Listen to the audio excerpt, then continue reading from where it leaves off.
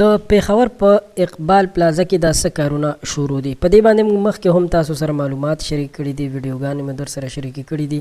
نن یو بله ویډیو په لاس راغلی یو چا راولېږله چې د دې ویډیو کتل تاسو سره شریکول او تاسو ته د دې ویډیو ښودل هم ډېر زیات ضروري ګڼم، ځکه چې تاسو هم د دې معاشرې غړي یې، د دې معاشرې خلک یې او موږ هم یو. موږ هم په همدې پیښور کې ژوند کوو، تاسو به هم په دې پیښور کې ژوند کوئ. لیدلي به مو وي چې د پیښور په د لزاک روډ باندې چې کومه اقبال پلازا ده، په دغه پلازا کې چې په رڼا ورځ باندې هم کوم هجلاګان بهر ولاړ وي او هغوی په کومه طریقه باندې سړو ته، مطلب کوم چې د رکشو ډریوران وي یا د لرې ځای نه کوم میلمانه راغلي وي، هغوی ته اشارې کوي، ځان سره یې دننه بوځي، هلته ورسره هر قسم کار کوي. کوم ډیمانډ چې د دې هجلاګانو نه هغوی کوي، هغه کسانو سره دوی دا کار کوي، خو په بدل کې دوی راپسې او بیا هغوی لوټ کوي. هغوی سره چې څه وي ترې اخلي، ان تر دې چې د ځینو نه خو موبایلونه هم اخیستي دي او پیسې ترې هم اخیستي دي. په دې باره کې بیا چې کله پولیس او یا د میډیا والا ملګري چې کوم ورځي، نو بیا هغوی ته وایي چې د دوی څه کار دی چې دا کسان دلته راځي، نه دی راځي، نو داسې کارونه به ورسره نه کېږي. نو د دې ویډیو جوړول